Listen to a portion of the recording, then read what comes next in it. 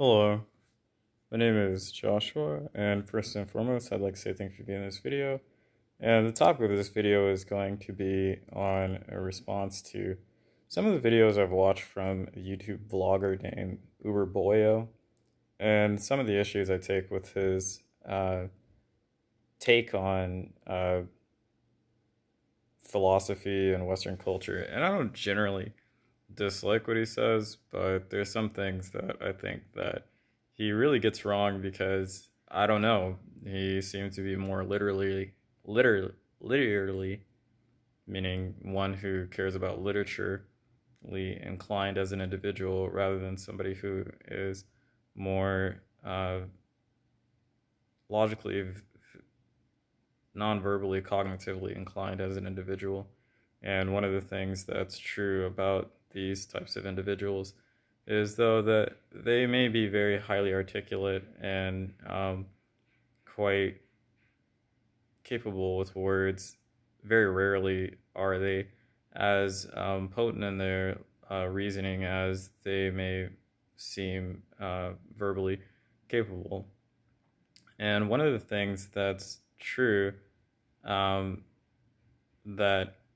he doesn't quite realize is that his cult of self-improvement and health is just as problematic as, let's say, the cult of rationality and the love affair with intellectual expertise and our obsession with expertise in Western societies.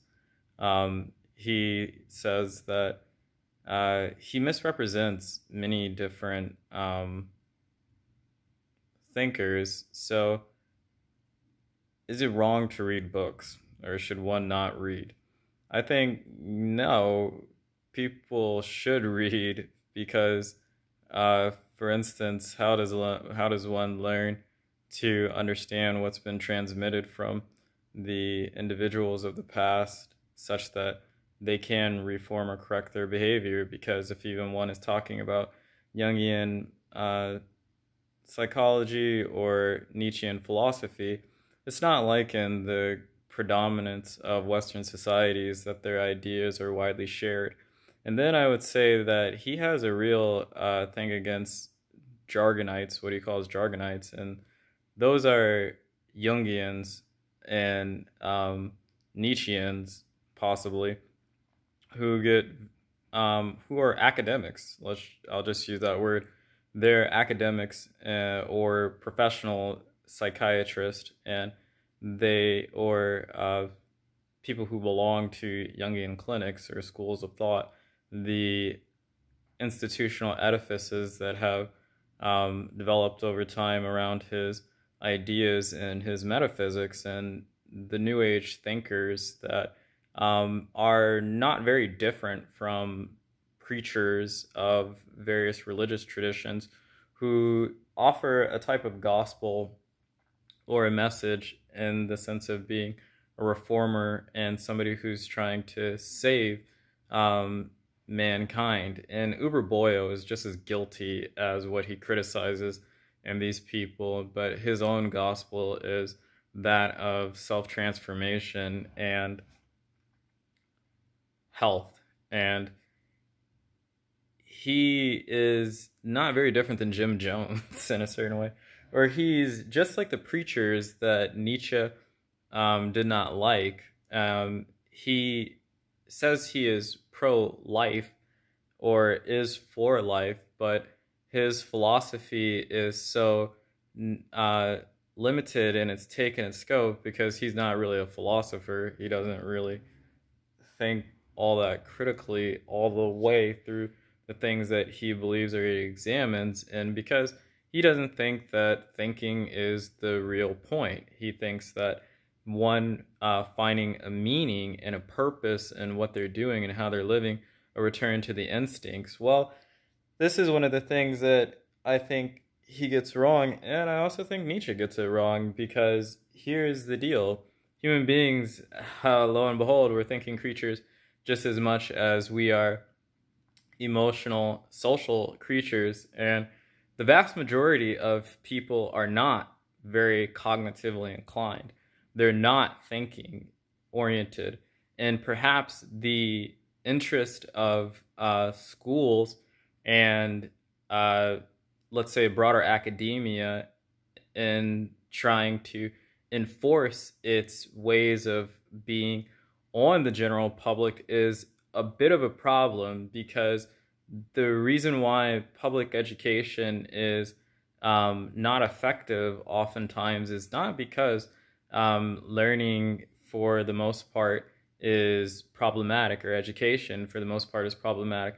I've had the same discussion briefly with a YouTuber, Lin Shin, who says that education is like a weight that weighs down a person's ability to have wisdom or to think clearly or reasonably, that they act like stones in the minds of other people that veil their ability to think and go beyond the scope of what culture considers or what the average thinks. And I think that that might be true for the average person, but was the average person even meant to be reached in the works of Jung or Nietzsche? No. No, they weren't. Both Jung and Nietzsche were elitists. Jung literally wrote for those who were more akin to free spirits, who were once Christians but could not be so any longer. Jung did not believe that the vast majority of Westerners were going to walk away from Christianity. Jung believed that there was the death of God, and that the death of God left a hole in Christianity, but the vast majority of people would still cling to the shadows or the rotting husk and corpse of God, and that they had their communion and their religion and so on and so forth, and what they thought in terms of their traditions and their customs. And he definitely wanted to protect their right to the access to the numinous and so on and so forth. But he did not believe, for instance, that there is a general way for everybody to be. Circumambulation and individuation as a process is something of a way and a road for each individual, but each individual has to follow a call of their own spiritual or psyche's inclination. No person really has the same story entirely, though it is true that the vast majority of people are very similar.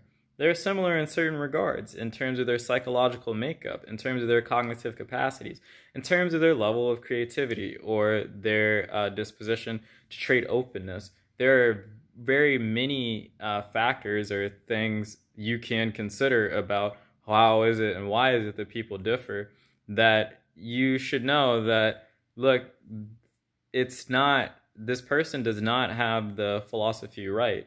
What he has is a certain map and model that he gets from Jordan B. Peterson, who I would say Uberboyo is more in line with in the way that he thinks and the way that he tries to promote his ideas. He's not stupid, but he's more interested in success than he is necessarily interested in philosophy. I wouldn't say that he's not interested in changing the world. I would say that his only interest is in changing societies and cultures and things like that, where Nietzsche even abandoned those ideas in his latter philosophy, because the Ubermensch bringing meaning to the earth is about individuals who are willing to be alone in their own person, in their own way, improving and pursuing their own inclinations as they are artistically and creatively inclined, because the activity of trying to be a bridge towards the Ubermensch is not for all. Nietzsche did not write for all people. This is one of the things that gets annoying to me about everybody talking about Nietzsche and modernity on YouTube, because Nietzsche was not a philosopher for the masses, and the majority of people are not going to be able to live out Nietzsche's philosophies or doctrines. even in the even in the sense of creative individuals, we are not perfect vessels in a sense, or we're marred in a certain way because the very grammatical structure of our mind is Christian. And Uberboyo's interest in being Uberboyo is more interested in being like Jesus than he is interested in being a free spirit. I don't know. I don't dislike him, but he, like Jordan Peterson and like many others to me, kind of just misrepresent what really Jung and Nietzsche were about. Not because they get their philosophies entirely wrong, not because they don't talk about their key concepts or ways of thinking right, but maybe it is his way. Maybe it is his way. The vast majority of the vast majority of people are uninitiated in the sense that they have not really had any kind of, well, I would say uninitiated in terms of understanding their own psyche. And it's because of the prevalence of psychiatric culture in Western societies and the rise of therapists that people turn to YouTube and alternative outlets for thinking about how to make sense of their lives. And I've been somebody who's in this circle as well to a certain extent. But there's a reason why I stopped making psychological videos, because I can't help people. I can't. I can only talk about what it is that I've experienced or I've done or I know or where I'm going and what I'm doing. I can be for those who are like myself, but the vast majority of people are not like myself. That's where it's always going to be this great conceit on the part of those who think that they know. I do not think that I know. I think that the only thing one can do is be. And I would tell people to be. And to be means to act and to follow one's inclinations. There is going to be a certain consequence to that edict. I don't know what it is, and I really wouldn't tell anybody that there is something they should or should not do. There is no real absolute, this is going to be life or death, because for me, I found life in Nietzsche. For me, I found life in Jung, and part of the reason why I found life in Nietzsche and Jung was because I was an actual hardcore Christian growing up. I actually read a lot of Freud. I actually read a lot of Adler. I actually read Socrates. I actually read St. Thomas Aquinas. I actually read Augustine. I actually read Plato. I actually did certain things that would give me the type of mind and background of experience and understanding to pick up their works and be transformed by them. I've also been homeless in life. I've also been seen as an apostate to my own race and ethnicity. I've also been relatively socially successful and fallen from that grace very rapidly, which led me to being homeless. I have a set of experiences that differentiate me to be, and I have a certain personality. I have a certain disposition to being very open. I've had my fair share of experiences that are very stupid. And I do not think that the point of Nietzsche or the point of Jung is to encourage a transformation of psychology in the world. It's to try and reach the individuals that the world or culture at large cannot help, cannot speak to, and are being made sick by the prescriptions and edicts of the righteous moralizers who dominate the intellectual and spiritual sphere of most people's lives. Most people can be Christian if they so want to be, and it doesn't affect their overall psychological functioning. They don't feel sick. They're not in complete inner turmoil with themselves and at odds with themselves, because, to be frank, in terms of the way traits distribute themselves across populations, most people are not extraordinary or exceptionally anything. Nietzsche was not interested in just the semi-placid lumps of clay that the average person is. And as a philosopher, he evolves across his text. I don't try to read the passages or say the things, because you have to do it for yourself. And I don't want you to pick it up if you are not supposed to. And what determines whether or not somebody is supposed to read Jung or Nietzsche? I would use Uberboyo's criteria, that it brings more life to your life. And life is easy to understand. It makes you more engaged with reality in what you do every day and how you make sense of the world around you and who you are and who other people are. Do you feel like you're being called towards some final destination that says yes to you? Will you say yes to what manifests itself in your life? If that's what's going on for you, good or bad, then it's right for you. If it's not, then sorry, you probably have not the right personality. You probably do not have the IQ. You probably do not have the educational and philosophical background to understand it or find it useful. Nobody taught me to be a writer. Nobody really taught me to be a mathematician. Nobody really taught me to be a philosopher or anything like that. There are differences in people, and these things have to be observed. They can't be thrown to the wayside for something like cultural pride or the zeitgeist of the age.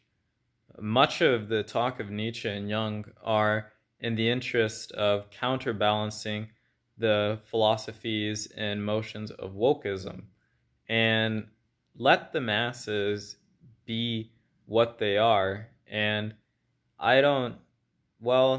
Napoleon, so people can be like Napoleon if they want to, but I don't know. I'm not just against somebody's success or something like that. I just always want to call others away from the herd if I can. So why? Not necessarily because there's a point to doing it, other than not everybody's supposed to be a part of the herd.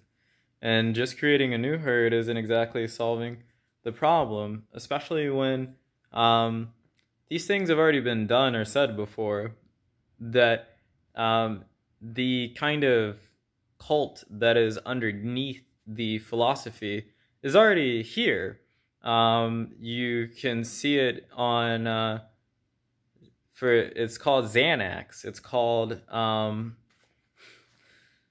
steroids. It's called THC. Human growth. It's not THC. Sorry, I smoked a little too much. It's called human growth hormones. There is always the truth of that. If we examine what's happened to human beings over the stretch of the proliferation of the Industrial Revolution, then we're going to notice that there's been a decline in health, well-being, and cognitive performance. That's what it is on average. Is that something that is going to be the problem, maybe the problem is too many people are trying to swoop in and save everyone. Maybe the problem is man is never going to be greater than nature. Maybe the issue is that we must let the things fall because death is a part of life. Not to say that people should just, well, I would say that what's truth can you stomach, and it pays a teacher very dearly not to overcome or be greater than them. One day you should hate Zarathustra. You should find his teachings wicked and deceptive. But have you become deceived by your own mind and interest for status? Not to say that that there should be those who rail against their instincts or something like that.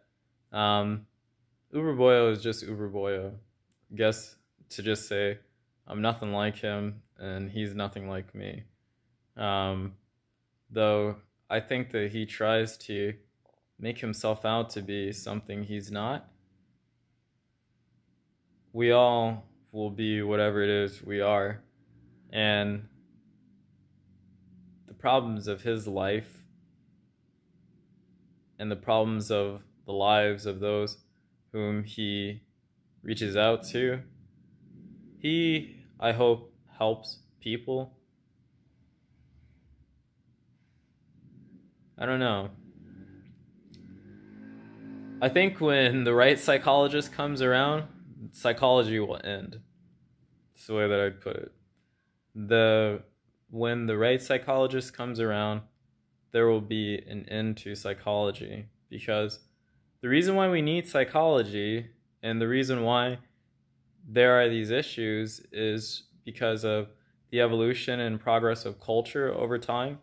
The fact that we are a socially inclusive animal in very large, elaborate societies, being forced to interact with so many individuals who we are not naturally inclined to be with, and the fact that we are tribal in a certain sense and group oriented, and we must abandon these emotions and affiliate without prejudice, and the fact that human beings are neither good or evil, but most of our musing and thinking of ourselves is in the moral sense rather than the sense of anthropology or humanism. Because to me, anthropology is the real humanism. Even if anthropologists were racist at some point in time in history, I don't mean the institution of anthropology specifically, but anthropology as the concept or the word understanding the science of human. What does it mean to be human? And I think that, well,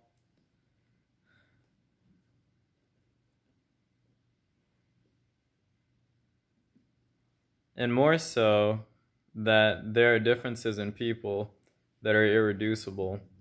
Until we learn to harness the human genome, maybe, people are going to suffer. It's an aspect of nature because genetic genes are random. Not everybody is going to be beautiful, not everybody's going to be intelligent, not everybody's going to be creative, not everybody's going to be tall, not everybody's going to be anything that any and everyone values or prizes. Yeah, we all have the same emotions, we all want the same things. And entropy is a fundamental aspect to reality. So there is going to be a material, emotional, and social cost to all activities. And I think that you either accept it or you don't accept it. But it is what it is.